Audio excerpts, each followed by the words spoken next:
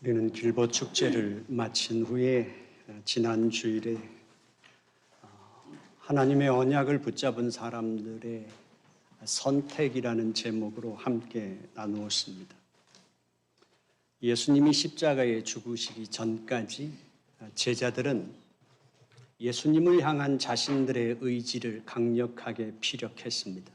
우리가 있는 한 주님은 고난 당하시지 않을 것입니다. 우리가 목숨 걸고 주님을 지켜드릴 것입니다.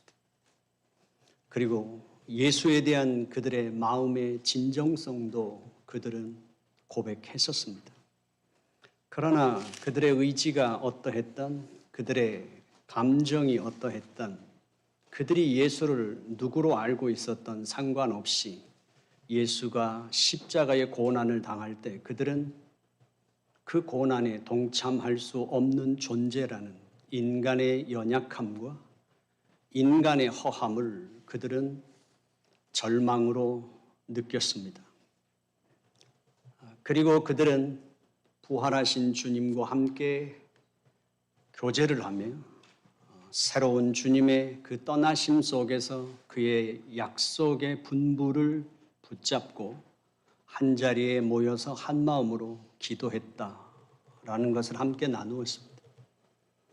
그들은 철저한 자기 절망 가운데서 이제 그들의 삶의 소망은 하나님의 약속에 달려 있다는 것에서 확고해졌고, 그것을 성경은 믿는, 그것을 받아들인 120여 명의 사람들이 한 마음으로 함께 전심을 다해서 기도했다고 나누었습니다.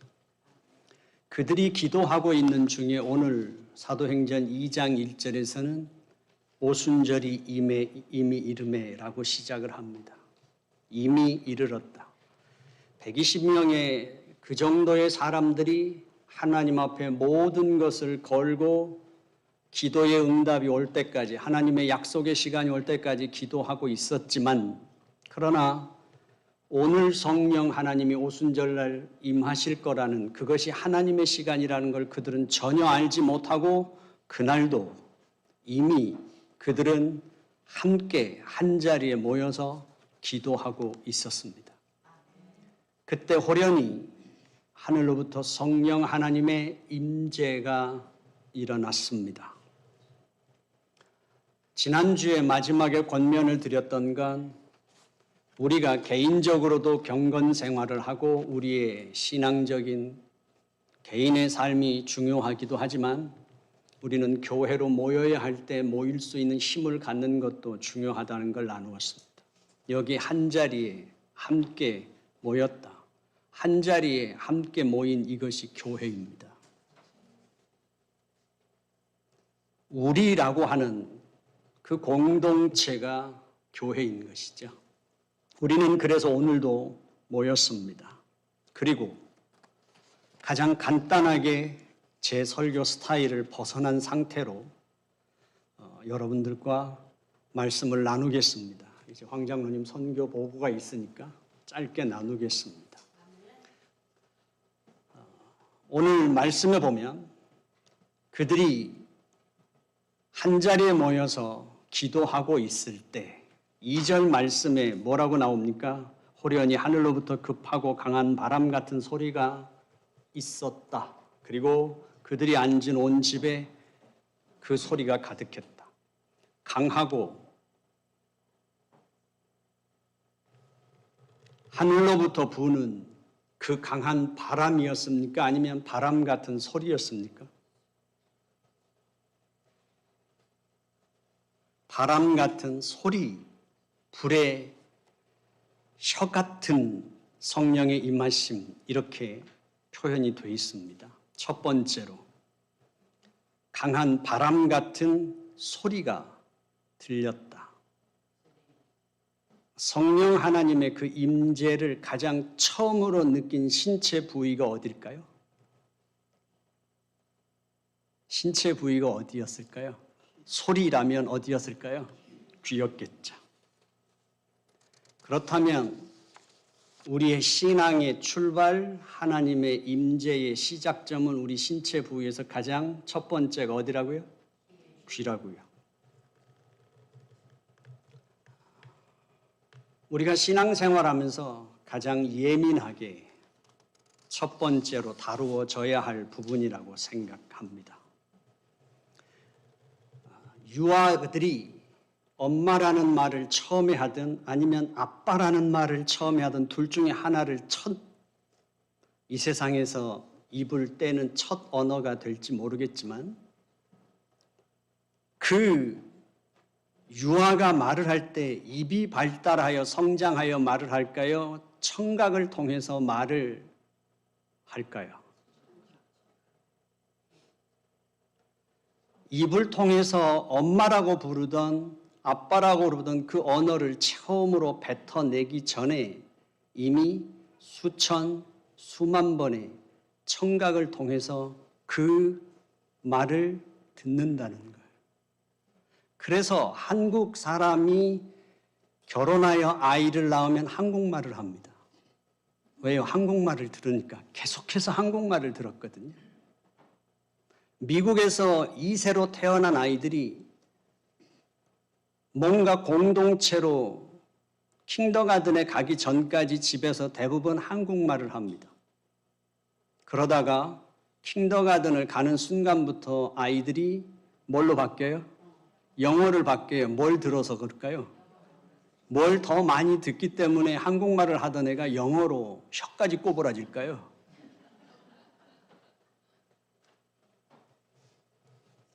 믿음도 마찬가지입니다.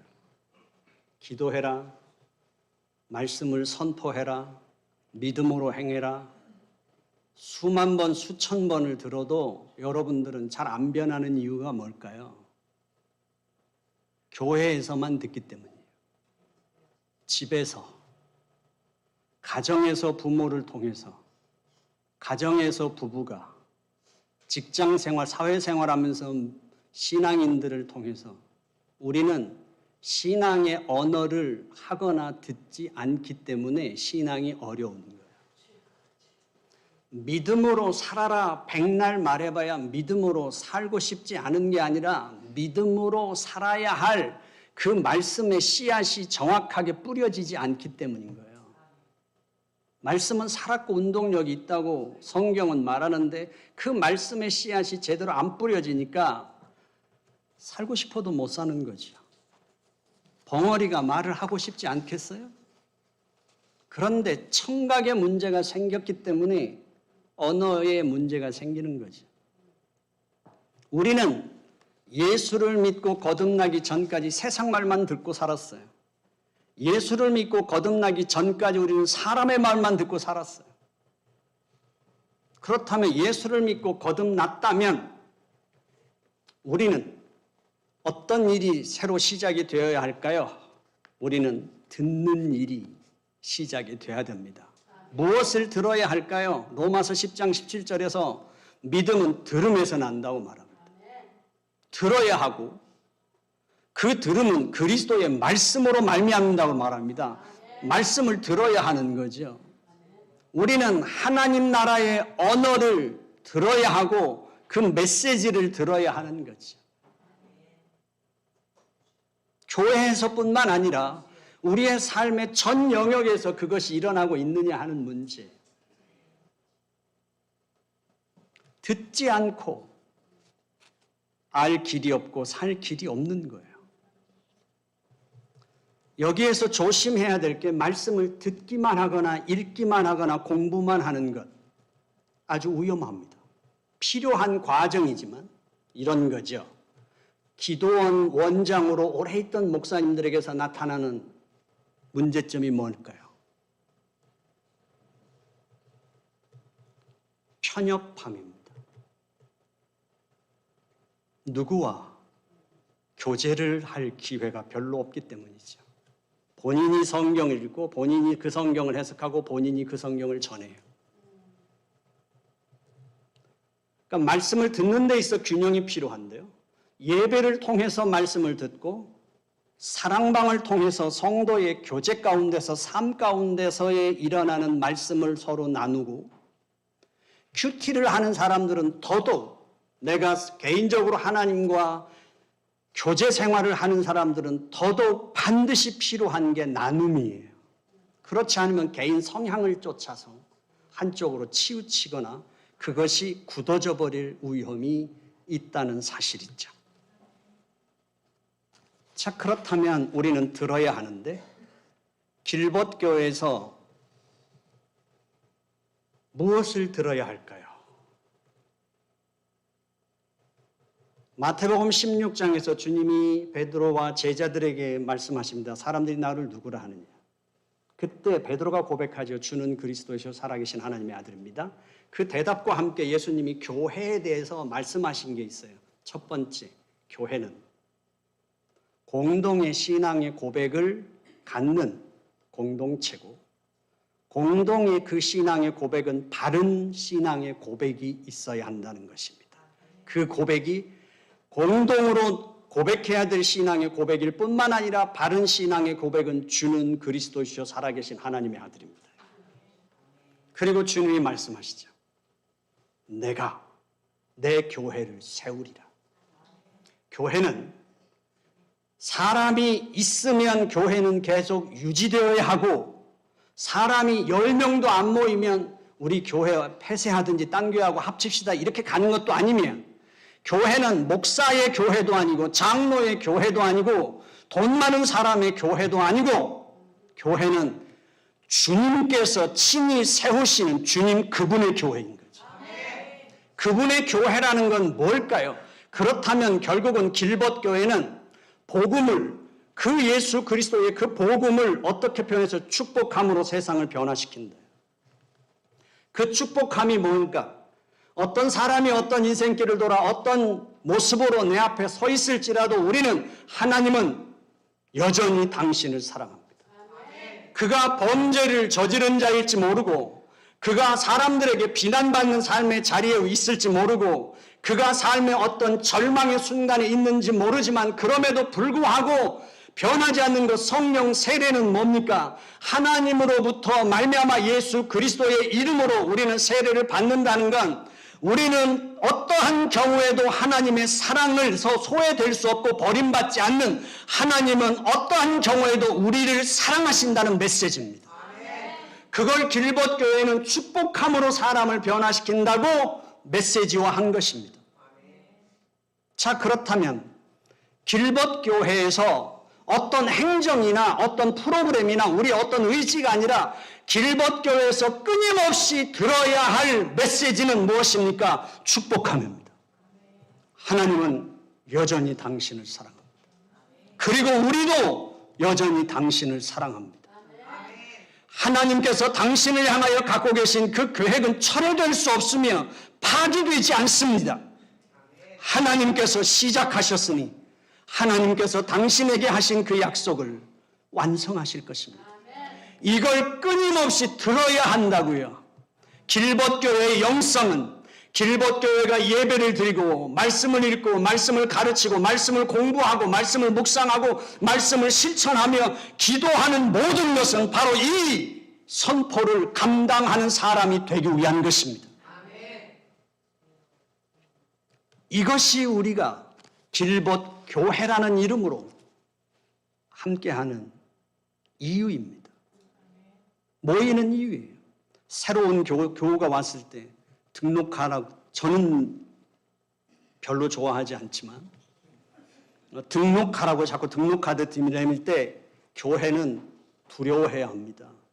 그가 이 공동체 속의 한 일원으로 들어오기를 결정할 때 우리는 그 영혼에 무엇을 공급할 수 있으며 그와 함께하는 시간 동안 그의 신앙 여정 속에 우리는 무엇을 채워줄 수 있는지에 대한 두려움을 갖고 맞서야 한다고요.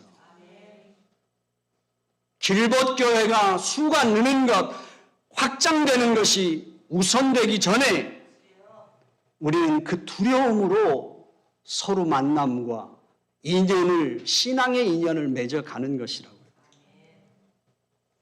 그래서 성령 하나님의 역사, 그 역사는 말씀으로부터 시작되는데 그 말씀은 우리가 듣는 일로부터 시작된다. 그렇다면 우리는 교회에서뿐만 아니라 우리의 가정에서 우리의 자녀들이 무엇을 듣고 있을까요? 그리고 부부는 서로의 귀에 무엇을 들려주고 있을까요? 그리고 우리는 여러 가지 사건, 사고가 교회 안에도 가정에도 개인사에도 끊임없이 일어납니다. 그 사건, 사고는 하나님께서 우리의 삶의 그 벽을 깨트리시고 그 깨진 벽 사이로 그 비춰오는 엷은 그 빛을 통해서 우리의 삶을 자꾸만 복음화시켜가고 우리의 삶을 복음으로 굳건하게 세워가시는 도구가 된다는 사실이에요. 그 사건, 사고를 경험할 때마다 우리는 무슨 소리를 듣느냐는 거예요. 두 번째로, 오늘 불의 혀같이 갈라지는 그 모습으로, 불의 혀같이. 왜 혀라고 했을까요? 입이라고 안 하고. 누가는 왜 이런 표현을 썼을까요? 입의 주된 기능과 혀의 주된 기능이 다르기 때문이겠죠. 입의 주된 기능은 뭘까요? 말도 하지만 먹는 일이 더 중요한 일이죠. 그러나 혀의 주된 기능은 말하는 것입니다. 결국 그들은 성령의 말하게 하심을 따라 다른 나라 말을 했습니다. 결국 여기서 사람들은 말합니다. 어떤 은사적인 면에서 방언, 아니면 어떤 사람들은 영의 언어, 그럴 수도 있겠지만 고린도 전서에서 그런 걸 다룬다면 이해하지만 사도행전 2장에서는 다른 언어는 배우지 않은 외국의 언어였고 흩어져 있던 사람들이 6월절에 다 모였기 때문에 그 흩어져 있는 외국에 거주하던 사람들의 그들이 알아들을 수 있도록 하나님께서 말씀하신 것입니다. 오순절 성령 강림 사건은 공개적으로 일어났습니다. 하나님의 뜻, 하나님 나라의 도래가 공개적으로 선포되는 것입니다. 그리고 그것을 거기에 모였던 사람들이 알아들을 수 있도록 하나님은 말씀하신 것입니다. 그렇다면 우리의 언어는 뭐예요? 길봇교회의 언어, 새로운 언어는 뭐냐는 거예요. 길봇교회의 새로운 언어는 축복함이에요. 길봇교회에서 새로운 언어는 축복함입니다. 성령 충만한 사람은 가슴에서부터 화가 올라와서 얼굴이 벌개지지 않습니다. 성령 충만한 사람은 불편한 사람이 올 때 고개를 돌려 딴 사람한테 말을 걸지 않습니다. 성령 충만한 사람은 눈을 아래로 깔지 않습니다. 성령 충만한 사람은 입을 실룩거리지도 않습니다. 성령 충만한 사람은 축복함을 선포할 수 있는 사람이고 그 축복함 가운데 서 있을 수 있는 사람입니다. 성령 충만이요, 특별한 것 아닙니다. 성령 충만이라고 하는 것은 나의 신앙인으로서의 일상을 어떠한 조건과 환경과 사건 속에서도 유지해 갈 수 있는 힘이 성령 충만함입니다. 우리 인간은 불편한 자리를 피하고 싶어 합니다. 우리 인간은 어려운 자리를 원치 않습니다. 우리 인간은 나의 자존심이 상하면서까지 버틸 수 없습니다. 그러나 성령 충만한 사람은 나의 입장이 어떻게 곤란하든, 나의 상황이 어떠하든, 나의 자존심이 어떠하든 상관없이 내 중심에서 예수 그리스도 중심으로 옮겨진 사람은 어떠한 상황 속에서도 내가 아니라 하나님 나라의 말을 선포할 수 있는 사람이며, 자기의 일상의 영성을 유지해 갈 수 있는 건 예배의 자리를 지킬 수 있는 힘이며, 말씀을 붙잡고 지켜낼 수 있는 힘이며, 기도의 자리를 지키고 있을 수 있는 힘이며, 나의 표정 관리를 지켜낼 수 있는 힘이며, 나의 언어가 변경되지 않을 수 있는 힘이 성령 충만한 것입니다. 우리에게 있어 이 언어가, 불의 혀같이 갈라지는 새로운 언어가 있었다는 거죠. 오순절 성령 강림 사건을 통해서 바벨탑 사건부터 시작해서 인간의 그 장구한 역사 속에 언어가 흩어지고 하나님의 백성들이 흩어지며 하나님의 자녀들이 잃어버려졌을 때 이제 오순절 성령 사건을 통해서 잃어버린 하나님의 백성들을 찾게 되고 흩어진 하나님의 백성들이 모였습니다. 여기에서 한번 보십시오. 각 나라의 언어, 다른 언어로 말했을 때 여기에 왜 나라의 그 지역의 이름을 기록해 놨을까요? 마태복음 28장에서 예수님 말씀하셨습니다. 너희는 이제부터 모든 족속으로 제자를 삼아라. 그리고 세례를 주라. 내가 분부한 모든 것을 가르쳐 지키게 하라고 말씀하셨으나 모든 민족, 열방을 향해서 나가라고 말씀하셨는데 예수 하나님께서는 오순절 성령 강림 사건 이 자리에 바로 이 예루살렘에 흩어져 있던 세계 각국의 사람들을 불러 모으신 겁니다. 유럽에 살고 있던 사람들, 아프리카에 살고 있던 다양한 나라의 그 사람들을 불러 모았습니다. 모으고 그들의 언어로 새로운 시대를 알게 하셨습니다. 듣게 하셨습니다.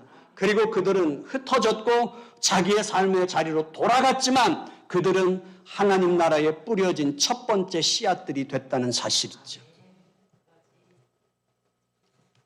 사랑하는 성도 여러분, 저는 우리 길벗교회가 2%의 전쟁을 할 수 있기를 원합니다.